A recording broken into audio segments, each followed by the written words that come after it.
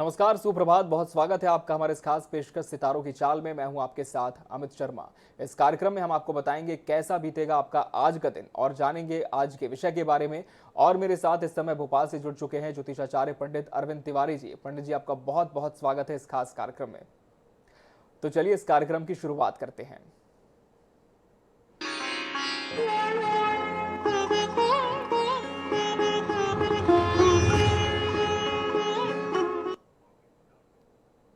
सबसे पहले बात करेंगे आज के पंचांग के बारे में। पंडित जी, क्या कहता है आज का पंचांग और ग्रह गोचर? बिल्कुल, INH 24/7 के सभी दर्शकों को मेरा बहुत बहुत नमस्कार। और जो भी दर्शक हमको जिस प्लेटफॉर्म पे देख पा रहे हैं उन सभी को भी मेरा बहुत बहुत नमस्कार। आज 27 अप्रैल 2022 है, दिन बुधवार का है। विक्रम संवत 2079 वर्तमान में चल रहा है, शक संवत 1944 है। आज वैशाख मास के कृष्ण पक्ष की द्वादशी तिथि है। कल हमने एकादशी पे चर्चा की थी, आज द्वादशी है। आज का जो राहु काल रहेगा वो दोपहर में 12 बजे से 1:30 बजे के बीच में रहेगा। आज ग्रहों की स्थिति कुछ इस प्रकार से बनती है। देखिए, आज जो ग्रह हैं, सूर्य इस समय मेष राशि में अपनी उच्चतम राशि में गोचर कर रहा है।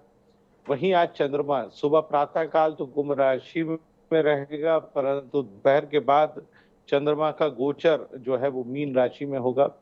गुरु के साथ युति बनाकर गज केसरी योग भी बनाएगा। वहीं मंगल इस समय कुंभ राशि में है।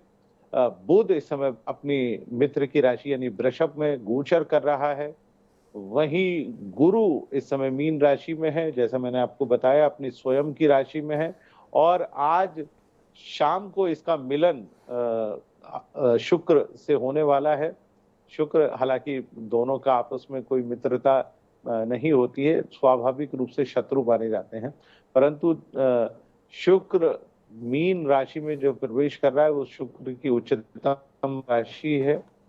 वहीं शनि इस समय मकर राशि में, और शनि भी कल दोपहर के बाद से कुंभ राशि में प्रवेश करेगा, यानी इस सप्ताह में बड़े परिवर्तन होने जा रहे हैं। राहु इस समय मेष राशि में है और केतु इस समय तुला राशि में है। तो ये था आज का ग्रह गोचर और आज का पंचांग। बिल्कुल। और हम दर्शकों को बता दें कि हमारी फोन लाइंस खुल चुकी हैं। किसी भी समस्या का ज्योतिषीय समाधान आप चाहते हैं तो स्क्रीन पर लगातार हमारे नंबर्स फ्लैश हो रहे हैं, जिन पर आप फोन कर सकते हैं और पंडित जी से अपना सवाल पूछ सकते हैं। बढ़ते हैं आज के विषय की ओर। हमारा आज का विषय है शुक्र का मीन राशि में प्रवेश और विभिन्न राशियों पर इसका क्या असर होगा। सबसे पहले पंडित जी, हम जानना चाहेंगे कि ये प्रवेश कब होने जा रहा है?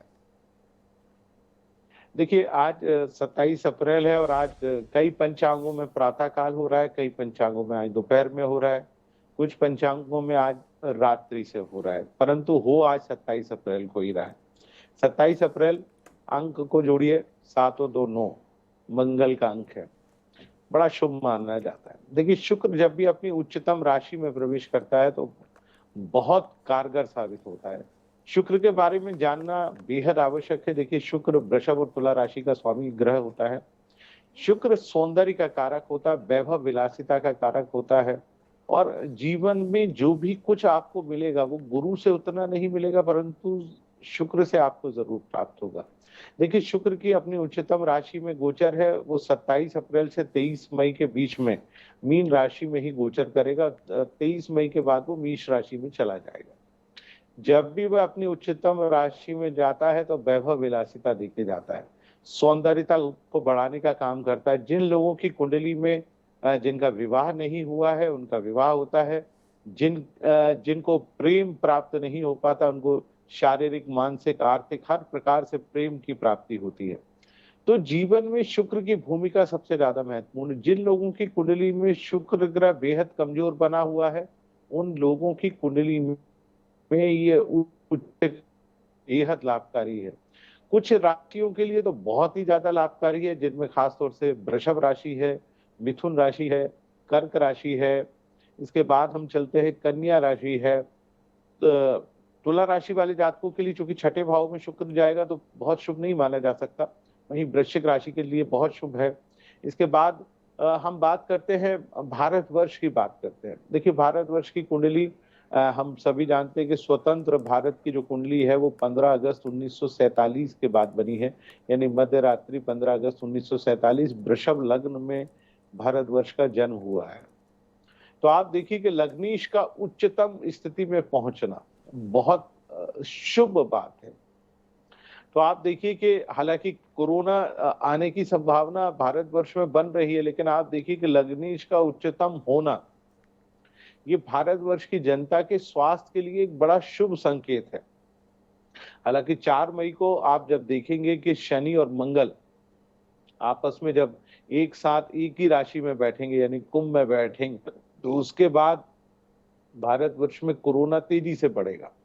परंतु ये कोरोना इस शुक्र के गोचर के कारण उतना प्रभावी नहीं होगा जितना कि कोरोना से हमको डर लगता है। अर्थात लोग मर रहे हैं, ऑक्सीजन की कमी है, बहुत सारी परेशानियां लगातार बनी हुई है, लेकिन गुरु और शुक्र की युति मीन राशि में ये अपने आप में बहुत बड़ी बात है। अच्छा, शुक्र का मीन राशि में प्रवेश से भारत की अर्थव्यवस्था पर भी बड़ा जबरदस्त जी प्रभाव पड़ेगा। जी पंडित जी, और क्योंकि ये आप प्रभाव जी कितना सकारात्मक होगा, नकारात्मक, इस पर भी आपसे चर्चा करेंगे। इस वक्त एक दर्शक हमारे साथ जुड़ चुके हैं महाराष्ट्र के नागपुर से, वंदना। वंदना जी, बहुत स्वागत है आपका सितारों की चाल कार्यक्रम में। जिनके भी विषय में आपका प्रश्न है, सबसे पहले वंदना जी उनके जन्म की पूरी तारीख बताएं, समय और स्थान भी बताएं। मेरा बेटा है बड़ा, उसका जन्म है 18 मार्च 2000। जी उसके बारे में जानना था। स्वभाव जी, उसका कैसा है? उनका जन्म और समय और स्थान बता दें। जी नागपुर में जन्म हुआ उसका जी 18/3/2000 में जी शाम 7:45 से जी 7:45 से शाम का। जी रात में। जी, प्रश्न करें। हाँ, उसके स्वभाव और उसको यानी नौकरी कब मिलेगी वो जानना था। जी पंडित जी। चलिए वंदना जी, आपके बेटे के बारे में मैं बता देता हूँ। आपके बेटे का जन्म हुआ है, आपने बताया 18 मार्च 2000 को शाम को 7:45 नागपुर में आपका जन्म हुआ है। देखिए, कुंडली कुछ इस प्रकार से बनती है। कन्या लग्न और सिंह राशि की कुंडली है। पूर्वा फाल्गुनी नक्षत्र के पहले चरण में इनका जन्म हुआ है। आपने पहले पूछा इनका स्वभाव कैसा है, तो देखिए कुंडली में जो स्वभाव दिखाई देता है, थोड़े से गुस्सैल है, चिड़चिड़ाहट है, मूड स्विंग की प्रॉब्लम सबसे ज्यादा होती है। हमेशा अपनी बात को मनवाने की स्थिति इनकी कुंडली में सबसे ज्यादा है। पेट और पेट से जुड़ी हुई समस्याएं इनको हमेशा बनी रहती है, और इसके अलावा नाक कान गले की शिकायत भी रहती है।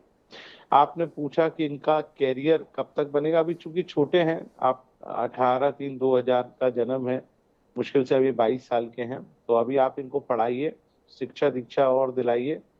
जितनी शिक्षा दीक्षा ये प्राप्त करेंगे उतने ही बेहतर होगा। परंतु एक चीज का ध्यान रखिए कि ये अपने विचारों पर नियंत्रण नहीं रख पाते हैं, जिसके चलते इनको हमेशा परेशानियों का सामना करना पड़ता है। तो आप इनकी कुंडली में बुध और चंद्रमा का उपाय अवश्य कराइएगा। मुझे लगता है कि इससे आपके चिरंजीव को लाभ की प्राप्ति अवश्य होगी। बिल्कुल, वहीं निजी परामर्श के लिए भी दर्शक संपर्क कर सकते हैं पंडित जी से। उनके नंबर हम लगातार स्क्रीन पर दिखा रहे हैं। अगले दर्शक जुड़ चुके हैं पंडित जी दिल्ली से, विजय शर्मा। विजय जी, बहुत स्वागत है आपका इस कार्यक्रम में। जन्म की पूरी तिथि बताएं, समय और स्थान भी बताएं। जी नमस्कार। जी हाँ जी पंडित जी नमस्कार। बोलिए बोलिए विजय जी। पंडित जी नमस्कार। मैं अपने बेटे के बारे में जानना चाहता हूँ, जी कैरियर के बारे में और उसकी स्वास्थ्य के बारे में। जी हाँ, बेटे का जो जन्म तारीख है 1/8/93। जी 1/8/93। पहले तो आप टीवी की टीवी के वॉल्यूम को म्यूट कर लीजिए। जी जी कर रहा हूँ जी 1/8/93। जन्म का समय और स्थान बता दें। जन्म का समय है 8:15 सुबह। जी, जन्म स्थान जिला बुलंदशहर उत्तर प्रदेश। जी, प्रश्न करें। प्रश्न ये है सर, ये इसका चयन भारतीय प्रशासनिक सेवा या पीसीएस परीक्षा उत्तर प्रदेश में चयन हो सकेगा? जी बस ये पूछना है सर, और होगा तो कब तक? जी पंडित जी। बिल्कुल, देखिए निसंदेह बेटे की कुंडली, बेटे को लेकर हमेशा माँ बाप की चिंता होती है, और विजय भाई चिंता होना आपका स्वाभाविक है। आप जानना चाहते हैं कि आप, चूंकि मुझे लगता है अभी भी आपका बेटा शायद सरकारी नौकरी में अवश्य होगा, और उसकी कुंडली में सरकारी नौकरी के योग भी है। आपने पूछा कि प्रशासनिक सेवा में जाएगा कि नहीं जाएगा। बिल्कुल जा सकता है, मेहनती है, सिंह लग्न और धनु राशि का लड़का है, उत्तराषाढ़ा नक्षत्र के पहले चरण में जन्म हुआ है, प्रयास अवश्य करना चाहिए। खासतौर से उत्तर प्रदेश पीसीएस की जो परीक्षा होती है उसमें तो अवश्य करना चाहिए। उसमें जाने के योग भी बनते हैं आपके बेटे की कुंडली में, परंतु समस्या ये है कि अभी वर्तमान में राहु में शनि का प्रत्यांतर चल रहा है, जो कि 8 जुलाई 2023 तक चलेगा। तो मेरे को लगता है उनको अभी से तैयारी शुरू कर देना चाहिए। लेकिन उनकी कुंडली में जो बुद्धि का कारक ग्रह है बुध, वो थोड़ा सा कमजोर है। दूसरा, पंचम भाव, क्योंकि राजनीति के भाव का कारक ग्रह है, वो भी बेहद कमजोर है। तो गुरु और बुध से जुड़े हुए उपाय आप विजय जी इनको अवश्य कराइए और इनसे कहें कि आप अभी से तैयारी करें, क्योंकि मुझे लगता है कि यूपीएससी और पीसीएस की तैयारी में 1.5 से 2 साल का वक्त लगता है, बहुत वास्ट होता है। मेहनत कराइए, लड़का मेहनती है, प्रयास कराइए, मुझे लगता है इसके प्रयास सफल हो सकते हैं। बिल्कुल, इन उपायों को आप कर सकते हैं विजय जी और निश्चित तौर पर आपको सफलता मिल सकती है। वहीं पंडित जी से निजी परामर्श के लिए भी दर्शक संपर्क कर सकते हैं, उनके नंबर हम लगातार स्क्रीन पर दिखा रहे हैं। अगले दर्शक हमारे साथ जुड़ेंगे पंडित जी, और इसके पहले हम फिर से लौटेंगे विषय की ओर। जिस तरह से हम बात कर रहे थे कि शुक्र का मीन राशि में प्रवेश किस तरह से विभिन्न जातकों पर प्रभाव डालेगा, लेकिन उसके पहले हम देश की बात कर रहे थे कि भारत की अर्थव्यवस्था पर इसका क्या असर होगा। जी देखिए, भारत की अर्थव्यवस्था पर इसका बड़ा जबरदस्त असर पड़ने वाला है। देखिए, लग्नेश जब भी उच्च का होकर एकादश भाव में पहुंचता है और एकादश भाव आय भाव का स्वामी होता है, तो आप देखिए कि 27 अप्रैल से 23 मई के बीच में भारतवर्ष की जो अर्थव्यवस्था है वो बहुत तेजी से आगे बढ़ेगी। देखिए, अभी जो शेयर मार्केट बहुत तेजी से गिर रहा है, देखिए बिग बुल जिसका स्वामी भी शुक्र है, आज से उच्च का हो रहा है, तो आप देखेंगे एक हफ्ते के बाद से शेयर मार्केट थोड़ा सा तेजी से चढ़ना शुरू होगा। हालांकि आप देखिए कि शुक्र के उच्चतम राशि में प्रवेश के चलते जो सौंदर्य प्रसाधन से जुड़े हुए जो खास तौर से धातुएं हैं, आप देख रहे होंगे सोना और चांदी, इनमें लगातार गिरावट होगी और थोड़ी और गिरावट होगी। लेकिन मई के द्वितीय सप्ताह के बाद से इनमें थोड़ा एक बार फिर से उठान आने वाला है। तो जो लोग सोने चांदी या अन्य धातुओं में निवेश करना चाहते हैं, तो उनके लिए तो बहुत ही सुंदर समय बना हुआ है। आप निवेश करिए, लाभ की प्राप्ति करिए और मुझे लगता है कि बहुत ही शुभ होने जा रहा है। इसके अलावा भारतवर्ष के ऊपर इसका क्या प्रभाव पड़ेगा? देखिए, भारतवर्ष की जनता को ये सुख देगा। सुख का तात्पर्य ये होता है कि उनके मन में अच्छे अच्छे भाव उत्पन्न होंगे, नकारात्मकता कहीं ना कहीं दूर होगी, वैभव विलासिता बढ़ाएगी, बहुत उत्साह, बड़े बड़े आयोजन इस दौरान 23 मई तक होना चाहिए, क्योंकि जब तक शुक्र मीन राशि में है तब तक बेहद लाभ देगा। जिन लोगों का विवाह नहीं हुआ है उनका विवाह होगा। भारतवर्ष की राजनीति पर इसका बड़ा जबरदस्त असर पड़ने वाला है। देखिए, पंचम भाव जिसका स्वामी बुध है, भारतवर्ष की जो देश पर शासन कर रहे हैं, जो शासक बैठे हुए हैं, तो इस समय वो बेहद राहत महसूस करेंगे। उनकी ख्याति बढ़ेगी, भारतवर्ष की ख्याति बहुत बढ़ेगी, आक्रामकता बढ़ेगी। और आप देखिए कि इस दौरान, चूंकि जब से शुक्र का प्रवेश मीन राशि में होने वाला था, तो आप देख रहे होंगे पिछले 15 दिनों से, चूंकि ये शुक्र का ही प्रभाव है, देश ने बड़ी बड़ी मिसाइलों का टेस्ट किया है। बहुत सुंदर सुंदर से जो रक्षा के संसाधन हैं उनका भी टेस्ट हुआ है। तो भारतवर्ष के लिए बहुत ही लाभकारी है, बहुत ही श्रेष्ठ साबित होगा।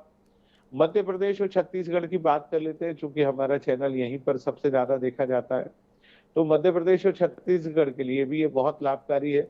मध्य प्रदेश चूंकि धनु लग्न कन्या राशि का प्रदेश है और छत्तीसगढ़ धनु लग्न मेष राशि का प्रदेश है। तो आप देखिए कि इन दोनों प्रदेशों की कुंडली में आय भाव का स्वामी ग्रह शुक्र है और उसका उच्च का होना, और आप देखिए कि शुक्र जो है वो बुध की राशि से प्रभावित इन प्रदेशों में खासतौर से कृषि से आधारित जो अर्थव्यवस्था है उसको कई गुना बढ़ाएगा। तो आप देखिए मध्य प्रदेश और छत्तीसगढ़ के जो किसान हैं, उनका जो अनाज है वो इस समय विदेशों में एक्सपोर्ट हो रहा है, उनको अपने अनाज की कीमत भी पहले से बेहतर मिल रही है। तो यह भी एक प्रकार से शुक्र के उच्चतम राशि यानी मीन राशि में प्रवेश का एक प्रकार से परिलक्षण हमको दिखाई देता है। बिल्कुल बिल्कुल पंडित जी। और इस वक्त एक दर्शक हमारे साथ जुड़ चुके हैं दिल्ली से, किरण। किरण जी, बहुत स्वागत है आपका इस कार्यक्रम में।